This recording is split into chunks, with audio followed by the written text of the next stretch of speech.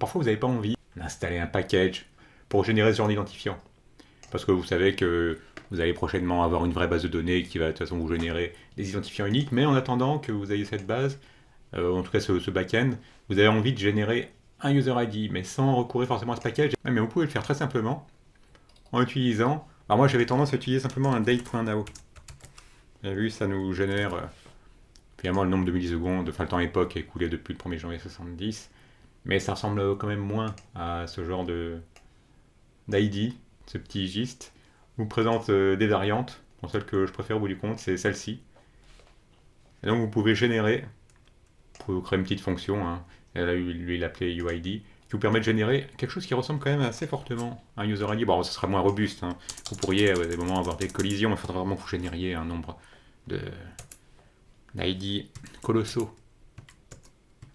Donc voilà une façon, un petit truc rapide pour pouvoir générer des ID sans recourir à un package et en de temps un peu moins simple que l'habituel date.now que j'ai tendance à utiliser quand je n'ai pas envie d'installer UUID.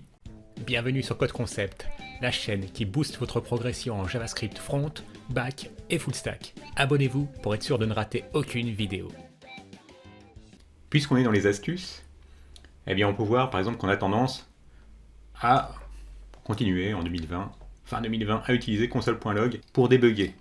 C'est pour ça que cette phrase est paradoxale, puisque ça nous indique comment utiliser console.log comme un pro, alors qu'on serait censé ne pas l'utiliser dans le monde professionnel, mais bon, les habitudes ont la vie dure. Donc cet auteur a décidé de faire le tour de tout ce que propose l'objet console. Alors le .log, ça on le connaît, .info, .warn, .error. Et là où ça devient intéressant, c'est qu'il vous montre qu'il est possible de customiser avec des CSS votre console.log, ici même en utilisant, eh bien, en deuxième argument, du CSS, et en le remplaçant ici, en l'injectant ici à l'aide de ce %C. Il montre les différentes string substitutions que vous pouvez utiliser aussi, hein, si vous avez envie. Comme ça se fait dans certaines librairies, notamment qu'on utilise avec Express, que ce soit Pug, Handlebars, vous avez vu, vous avez toujours des moyens de remplacer, d'avoir des templates dans lesquels vous pouvez remplacer ici une string avec %S, ici ce %S sera remplacé par Marco, et le %D par le chiffre, le nombre de fois qu'on aura parcouru cette boucle, le corps de cette boucle for. Donc ça vous montre également que vous pouvez utiliser %O, donc %0 pour les objets, %F pour des flottes. Là où ça devient surprenant, je ne savais pas qu'on pouvait faire un assert, il y a une méthode assert sur l'objet console, qui vous permet, comme vous le faites dans le monde des tests, de tester si, là en l'occurrence, si le nombre modulo 2 égale 0, si le nombre est pair. Et vous voyez qu'à chaque fois que le nombre n'est pas pair, on voit qu'on a 1 qui est impair, 3 qui est impair, eh bien ça nous affiche le nombre et le message d'erreur. Console.clear quand vous voulez faire du ménage. Si vous voulez savoir le nombre de fois qu'une ligne a été appelée, vous pouvez appeler console.count. Console.dir qu'on utilisera avec des objets, parce que vous avez envie de recracher les différentes propriétés de l'objet et les valeurs associées. Console.group quand vous voulez grouper certains consoles, et vous avez vu, vous pouvez même les nester, les imbriquer. Vous avez vu, on a un premier groupe, le premier console.log, et un autre groupe à l'intérieur, et on voit donc ensuite le second console.log. Voilà, et puis on peut fermer les groupes avec groupe et groupe end. On peut même recracher du HTML dans la console, comme ici, document.body. On va savoir un peu plus sur la mémoire utilisée, la mémoire, la taille limite, etc. Alors attention, là c'est une propriété comme il indique, pas une fonction comme ce qu'on a vu jusqu'à présent.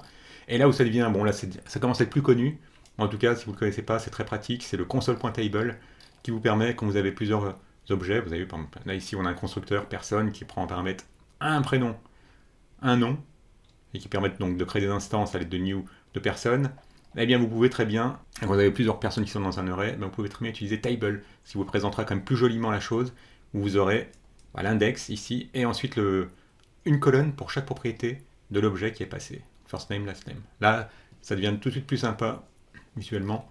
Pour tester la performance, en tout cas la durée d'exécution de certaines parties de votre code, le time, la fonction time, et time end, vous mettez un time au départ, console.time, ensuite vous faites ce que vous avez à faire, côté code, et vous mesurez la fin. Vous voulez maintenant savoir combien de temps ça a duré, vous utilisez un time end. Si vous voulez voir votre stack trace, ça sera un console.trace, et comme on l'appelle depuis une fonction qui se trouve même dans une fonction, on voit bien la pile d'appels qui correspond. Et voilà, donc si vous continuez à utiliser console.log, moi j'avoue, je le fais. Eh bien vous pouvez le faire maintenant avec vraiment toute la puissance apportée par l'objet console. Vous pourriez être amené sur certains projets à vérifier qu'entre deux versions que vous livrez, eh bien, une image n'aura pas changé. Donc là, on a des exemples très clairs. Imaginons que vous ayez cette image au départ sur votre site d'un tigre, et qu'un petit malin soit amusé à ajouter une bulle pour faire parler le tigre. Eh bien, avec cet outil-là, vous pouvez très bien vérifier, prendre cette photo à l'instant T, la vérifier plus tard et vous rendre compte qu'il y a une différence. Ah, tiens, c'est le fait qu'il y a cette bulle qui n'existait pas avant. Là, vous avez vu ici sur cette photo, vous pouvez vérifier que ici, celle-ci, elle avait un menu, ici, elle l'a plus. Et il y a autre chose qui a été mis en valeur, il y a eu du texte. Et on voit également que des choses ont changé. Ici, on a 6 qui a l'air d'être des tweets. Ici, on n'en a plus que 5. Donc, c'est des outils très pratiques. Bon, là, c'est encore plus flagrant, on a un âne. Et ici, on a un âne plus un chat, donc ça vous montre la différence. Et ce package est très pratique. Il s'appelle Odif. Et vous avez vu, le fonctionnement est très simple. Vous pouvez l'appeler comme un outil en ligne de commande. Et lui passer le chemin vers une image, le chemin vers une autre image. Et ça vous permet de vérifier, de comparer les deux images. Si vous l'utilisez dans le contexte de Node.js, il suffit de faire un npm install de ce package.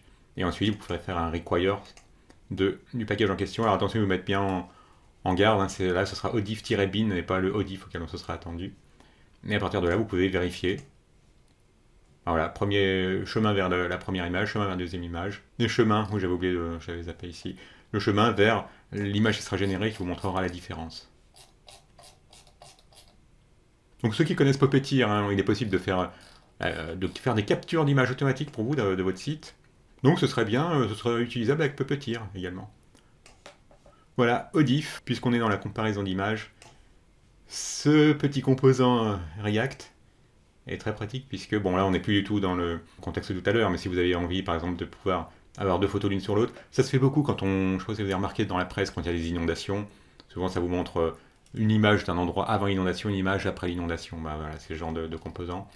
Et donc il est extrêmement simple à utiliser, là c'est pour les développeurs React, donc vous faites un yarn add de React compare image, c'est ce composant, React compare image, ou bien un npm install-save de React compare image, et ensuite c'est simple comme tout, ça vous met à disposition ce component React compare image, et vous lui indiquez l'image de gauche, l'image de droite. Après il y a des options supplémentaires, des propriétés pour le ratio, l'aspect ratio, des options pour la petite barre qu'on peut accrocher, etc. Bon, je vous laisserai regarder la chose, c'est assez explicite. En fait, ce petit composant, le composant présenté tout à l'heure, qui permet de comparer des images, j'avais découvert à l'occasion de la lecture de ce long article, mais qui est très intéressant, qui pourra vous servir vraiment de mode opératoire si vous avez envie d'utiliser une intelligence artificielle. Alors là, en l'occurrence, vous allez voir ce qu'elle fait. Vous reconnaissez les petits composants qu'on a vu à l'instant. Eh bien, elle vous permet de prendre une photo, de l'uploader, et ensuite de pouvoir appliquer, grâce à l'intelligence artificielle, plutôt de la transformer en image dessinée. C'est impressionnant, et ça montre de nouveau que, sans être expert en intelligence artificielle, vous pouvez très bien utiliser des modèles déjà entraînés pour vous. Et là, ce qui rend vraiment cet article intéressant, c'est qu'on voit comment l'auteur a utilisé serverless pour pouvoir héberger sur... lui, il a utilisé Amazon Web Services, mais vous pourriez utiliser Firebase, vous pourriez utiliser d'autres services qui ont votre préférence. Et pour pouvoir héberger un modèle, et si bien qu'ensuite, côté front, lui, il a utilisé React, mais vous pourriez utiliser aussi bien Vue, Angular, ou du Vanilla JavaScript, pour uploader une photo, le traitement et l'utilisation du modèle qui permet de transformer cette image en dessin, ça se fait côté serveur, et tout est extrêmement détaillé. Et si vous préférez, pour la partie front, il héberge son appli React sur Netlify. Donc voilà ce qu'il utilise au total. Bon, Python, pour pouvoir utiliser son modèle d'intelligence artificielle qui transforme l'image en dessin, mais vous pourriez très bien utiliser JavaScript si vous vouliez. Amazon Web Services pour héberger le modèle et pouvoir répondre. En fait, sur Amazon Web Services, il utilise son API, il héberge son API qui permet de faire des requêtes vers son service d'intelligence artificielle pour ensuite vous servir l'image qui a été transformée en dessin. Et Netlify permet d'héberger la partie front. C'est très très très très détaillé. Donc si vous avez besoin... Ah oui, et en plus, si vous préférez le format vidéo, il a fait une série de vidéos qui explique en détail comment il a fait ça. Bon, voilà, pour ceux qui préfèrent le texte, vous avez ce long article que je mettrai en description. Et donc il explique aussi, pour ceux que ça intéresse, le modèle d'intelligence artificielle utilisé, Cartoon GAN, pour pouvoir transformer une photo en dessin. Voilà, et tout ça simplement ensuite en utilisant, grâce à cette API Gateway, en recourant à une API. C'est pour ça que c'est vraiment indispensable quand même si vous n'êtes que développeur front, il faut vraiment savoir consommer les API fournies par d'autres personnes et lui il vous explique comment monter tout ça. Si bien qu'après, côté client, la seule chose que vous avez à faire, c'est faire une requête HTTP et poster votre image, faire un simple post vers l'URL qui sera fournie par votre service. Et il utilise serverless simplement pour qui vous permet finalement de faire l'interface avec n'importe quel fournisseur. Donc lui c'est Amazon Web Service, mais ça aurait pu être Firebase, ça marcherait également. Si vous avez envie d'utiliser un media player qui est agnostique, c'est-à-dire qui pourrait être utilisé aussi bien pour afficher des vidéos fournies par YouTube ou par Vimeo ou par Dailymotion, vous pouvez utiliser Vim ou Vime, je ne sais pas comment on le prononce. Et l'avantage en tout cas, c'est que il vous permet de supporter non seulement des vidéos fournies par différentes plateformes, comme je vous disais, YouTube, Vimeo, Dailymotion, etc., mais aussi de supporter différents formats, donc comme OGG WebM ou H264. La chose est abondamment illustrée. Là, il vous montre un exemple avec React. Mais si vous avez envie de voir l'exemple pour Vue, vous avez une doc qui vous permet de faire la même chose avec Vue. Donc les imports ne sont pas les mêmes, évidemment. Là, on installerait add-vim/vue. Pour Vue 3, c'est bien. C'est déjà disponible pour Vue 3, npm install add-vim/vue-next. Et pour Angular, Vim Angular. Et vous reconnaissez la façon de faire propre à Angular, où tout commence par l'import d'un module qui sera ajouté au tableau, des imports, etc. Donc voilà, si vous avez envie de bénéficier, on va voir le petit exemple rapidement. Là on retourne dans le cadre de React, mais vous avez vu, ça vous met à disposition un component, un Vim Player, qui attendra un provider. Imaginons que vous ayez envie de consommer une vidéo fournie par YouTube, vous reconnaissez l'ID pour ceux qui ont une chaîne, ou qui sont habitués à YouTube, sans avoir de chaîne YouTube forcément. Là il vous suffit de fournir un provider pour YouTube. Si vous aviez envie d'utiliser Dailymotion, ce serait un provider pour Dailymotion. Donc, vous avez le provider et ensuite, vous pouvez afficher un spinner en attendant, histoire que l'utilisateur vous voit que quelque chose se passe, que l'appli n'est pas plantée. Là, vous pouvez voir que quand vous faites un import depuis add-vim/react, vous récupérez les composants dont vous avez besoin, Vim Player, Vim YouTube, Vim Player, Vim YouTube. C'est très, très simple l'utilisation. En fait, c'est surtout très bien documenté, c'est ce qui rend la chose simple. Et en plus, vous pouvez jouer avec le code, ici même. Ça va être quoi, un code sandbox? Oui. Code sandbox. Et vous pouvez voir le résultat. Le résultat de quelque chose d'un peu plus complexe, qui comporte notamment un poster. Séquence émotion. Nostalgie même. Pour ceux qui ont commencé leur carrière de développeur avec ActionScript. Parce que vous vous souvenez qu'à l'époque de Flash, il ne s'agissait pas uniquement de glisser-déplacer des components. Vous pouviez également scripter pour vraiment prendre le contrôle de chaque partie de votre vidéo Flash. Eh bien, avec Ruffle, je ne sais pas si ça va provoquer un comeback de Flash, en fait, mais en fait, Ruffle, c'est comme c'est indiqué ici, un player Flash. En fait, c'est un émulateur plutôt de player Flash, mais qui est créé avec Rust. Donc, c'est vraiment la modernité avec Rust qui rencontre Flash et qui vous permettra donc de pouvoir de nouveau visualiser aussi bien à l'aide de Ruffle, aussi bien en l'utilisant comme une application standalone que l'utiliser dans des navigateurs, et donc pour avoir de nouveau un player Flash. Et ce qui est assez drôle, où est-ce que ce sera démo, c'est qu'en fait il est possible de l'utiliser du coup avec Web Archive si vous aviez des... Allez, hop, on peut lancer une petite vidéo, choose your ship, là c'est du... Comment on joue là? Oui, voilà. Eh bien, c'est un jeu Flash. Et maintenant qu'on est habitué à utiliser HTML5 pour la vidéo, on peut se dire que c'est peut-être juste un petit clin d'œil nostalgique, mais sait-on jamais, peut-être que ça va aller plus loin. Alors on peut installer soit en tant qu'application du type desktop, soit installer une extension de navigateur. Vous vous souvenez dans la précédente vidéo, mais pas de Planet Dev, sur ce qu'on peut apprendre en plus quand on connaît HTML, CSS et JavaScript, vous avez vu. Voilà encore un exemple d'extension Chrome qu'on peut créer. Je vous disais que savoir créer des extensions Chrome, c'était une connaissance qui pouvait faire la différence sur un CV, parce que la preuve, vous avez vu, ce nouveau projet fait en Rust, et bien vous fournit une extension Chrome. Donc si vous avez l'occasion d'apprendre une extension Chrome, je vous rappelle qu'il y a une playlist ici même de 4 vidéos. C'est vraiment très sympa d'apprendre à utiliser, et très rapide quand on connaît HTML, CSS, d'apprendre une extension Chrome. Vous avez vu, encore la preuve que c'est utilisé très régulièrement.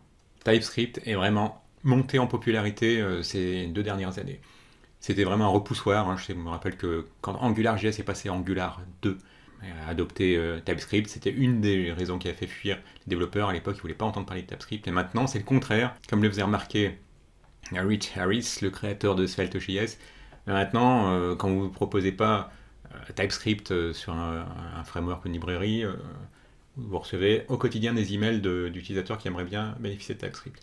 Donc, il est temps que ça y est, vous avez décidé d'utiliser TypeScript, surtout que TypeScript c'est que un superset de JavaScript, donc tout ce que vous aimez dans JavaScript, vous continuez à en bénéficier, mais en plus vous avez le typage.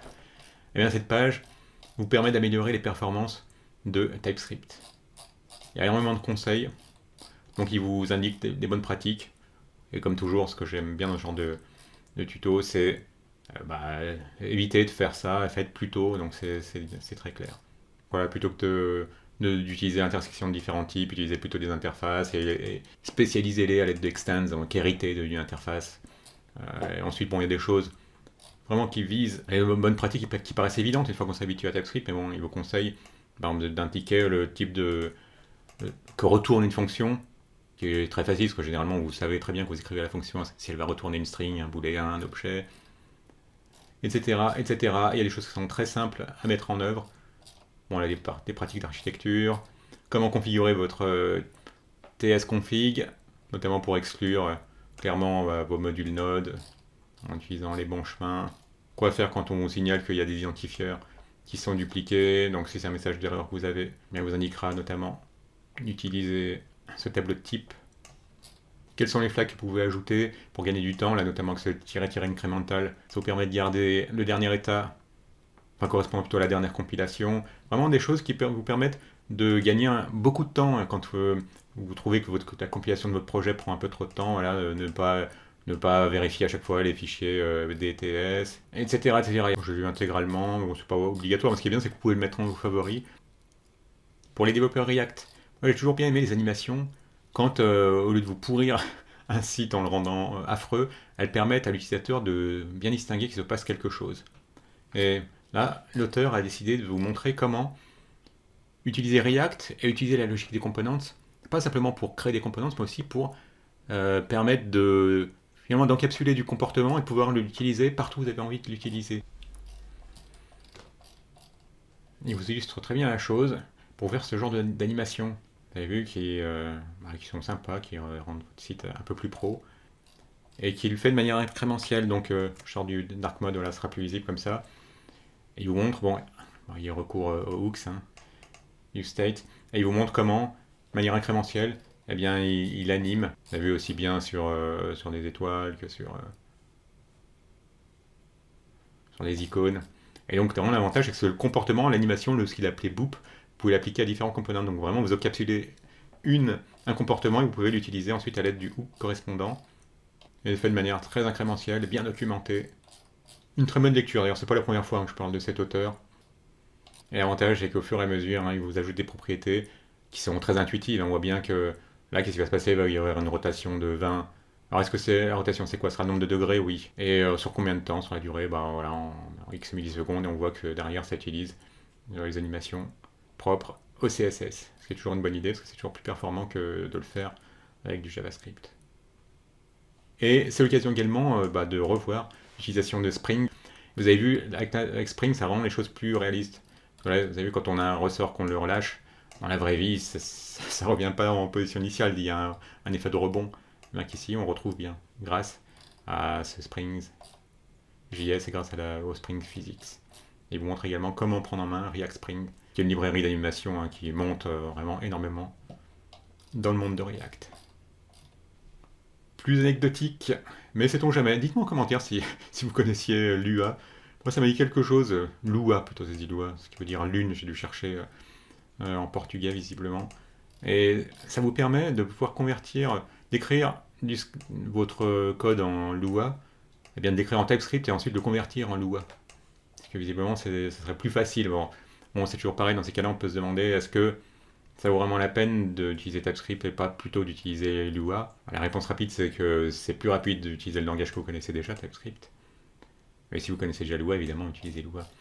Et bon, je vais aller me documenter un peu sur Lua, qui existe depuis un petit moment. C'est pour ça que ce nom m'était pas totalement inconnu, mais bon, je m'en suis jamais servi. puisqu'il existe depuis 93. Et deux choses qui m'ont amusé dans ce langage, c'est d'une part il a ce côté fonctionnel du fait qu'une fonction peut prendre en paramètre une fonction, retourner une fonction. Et ce qui m'a le plus étonné, c'est que nous on est tellement habitués en JavaScript, en C# ou autre, à savoir qu'une fonction ça ne retourne qu'une chose, et quand on veut retourner plusieurs choses, généralement on n'en retourne qu'une, un objet par exemple qui aurait deux propriétés. Et bien là, on a affaire à un langage qui peut retourner plus d'un élément, donc il peut retourner deux results, ici le résultat 1, résultat 2. Donc voilà, Lua est visiblement très utilisé, et notamment quand même sur des applications très populaires, hein, comme dans le cadre des jeux vidéo. Hein, il a été utilisé dans World of Warcraft et dans Minecraft, enfin dans Grand Theft Auto. Donc c'est très niche, influencé par Basic C++. Et donc voilà, si à un moment donné vous avez besoin de créer du Lua et que vous êtes plus à l'aise en TypeScript, vous pouvez utiliser cet outil qui vous permettra de passer de l'un à l'autre, de convertir votre TypeScript en Lua. Pour les développeurs Vue, si vous avez envie d'avoir un menu que vous pouvez docker où vous voulez, au sommet de votre page, en bas, sur le côté, eh bien vous allez aimer VueDock menu. Et comme vous pouvez constater dans la petite démo, ça vous permet de créer des menus qui peuvent ça vous permet de déployer des sous-menus, pas trop exagéré dans la hiérarchie des composants en bas. En tout cas, c'est très pratique si vous voulez faire une appli, un software as a service qui vous permet ensuite à vos utilisateurs d'utiliser, je sais pas, comme c'est dans le cas de Sandbox ou de CodePen, et pouvoir avoir l'impression d'être dans une application alors que vous êtes dans votre navigateur. Et vous avez vu, vous pouvez le docker partout. Et de nouveau, la chose est simple à prendre en main. Il suffit d'utiliser yarn npm pour installer VueDock menu. Et à partir de là, ça vous met à disposition sous VueDock menu. Et évidemment, il faut indiquer les différents menus que vous avez envie de mettre à disposition. Alors, là, il suffirait de passer set items, qui se trouve être un tableau d'objets. Là, on peut voir, par exemple, ici, vous auriez un menu file, un menu edit. Et le menu file, il y aurait un sous-menu open, new window, exit. Et le menu edit, il aurait cut, copy, paste. Et voilà, on voit le résultat ici même. Donc très simple à prendre en main. Différentes options pour le docker. Par défaut, c'est au sommet. Vous avez un callback. Bon, quand ça commence par on en général, hein, c'est sans surprise, c'est un callback pour pouvoir réagir quand un menu item est sélectionné. Donc, bref, c'est très simple et très pratique quand on a besoin d'un menu dans ces applications Vue. Alors, vous avez sans doute remarqué sur pas mal de blogs que vous avez la durée de lecture qui est estimée. Et finalement, c'est pas l'auteur qui le fait pour vous manuellement. Souvent, c'est un petit outil qui le fait, qui calcule en fonction de la longueur de votre texte. Et bien, si vous voulez bénéficier de la même chose, il affiche un petit badge. Voilà, c'est Medium qui l'utilise. Hein, vous indiquez le temps de lecture. Eh bien, il suffit d'installer ce Reading Time, ce package Reading Time. Et de là, vous pouvez faire un require et passer le texte en question. Et il vous ressortira une évaluation de temps de lecture. Voilà, c'est le texte libre, par exemple en 1 minute. Et ce qui est bien, c'est qu'il vous le présente sous différents formats. Donc, si vous avez envie ensuite de le traduire dans votre langue, plutôt que d'utiliser ce texte qui le sortirait en anglais, bien vous avez les minutes, donc vous pourrez très bien, ou ici le nombre de millisecondes, le nombre de mots. Voilà, vous pouvez très bien ensuite personnaliser la chose. Ce qui est fort, c'est qu'aussi, si vous pouvez l'utiliser sur des streams, voilà, si le sujet vous intéresse d'ailleurs, hein, bien maîtriser tout ce qui est event emitter, streams, etc., j'ai créé une formation, alors que je vais packager ici, où chaque volume porte sur les streams, les event emitters, et avance évidemment les fondamentaux. Voilà pour la page de pub, mais c'est important si vous voulez être un utilisateur averti de Node et pas uniquement utiliser les packages d'autrui, même si c'est ce qu'on fait la plupart du temps, hein, mais au moins vous comprenez comment ça marche sous le capot.